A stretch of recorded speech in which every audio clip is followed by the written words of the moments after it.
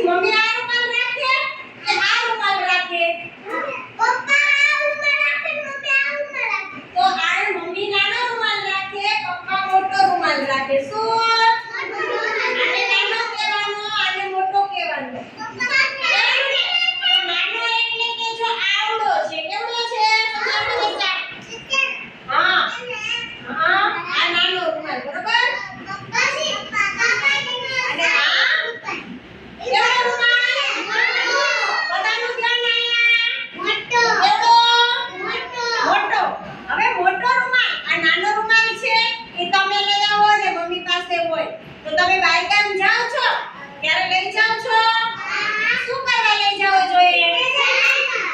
એક તો શરદી થઈ હોય તો સેના લૂછવા. ચાલો બધા, બરોબર? હા, પછી આ જમવા જાય તો આપણે શું કરીએ? હાથ શું કરીએ? ધોઈએ. તો હાથ ધોઈને પૂછવાના. પછી જમવા જાય એટલે આપણે થાળી આપે ને?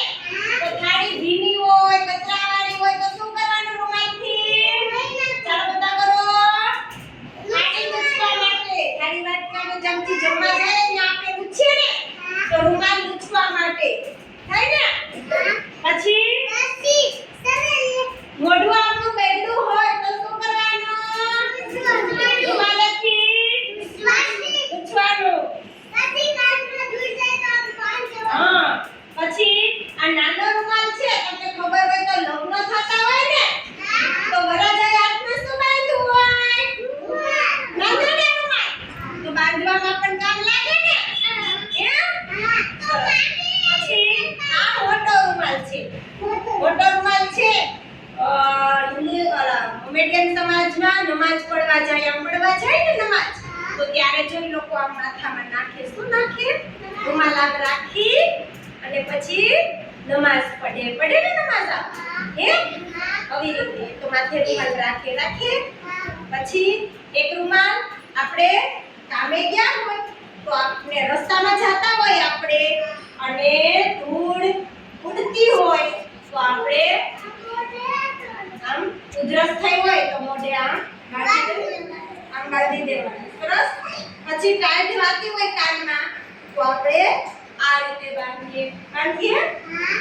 પછી આપણે ક્યાંક વાગ્યું હોય હાથમાં કે પગમાં તો આપણે રૂમાલ ત્યાં બાંધી દેવાનું.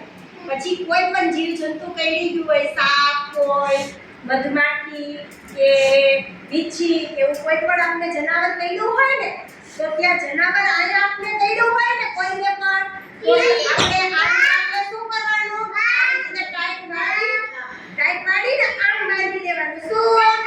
એટલે આ ઝેર હોય ને એ અંદર ચડે નહીં અને કોઈ બધું બરોબર નીકળી જાય. તો આપણે દવાખાને પહોંચાડી દે ને કોઈને પણ આવી રીતે પાટો વાળી દેવાનો. સરસ.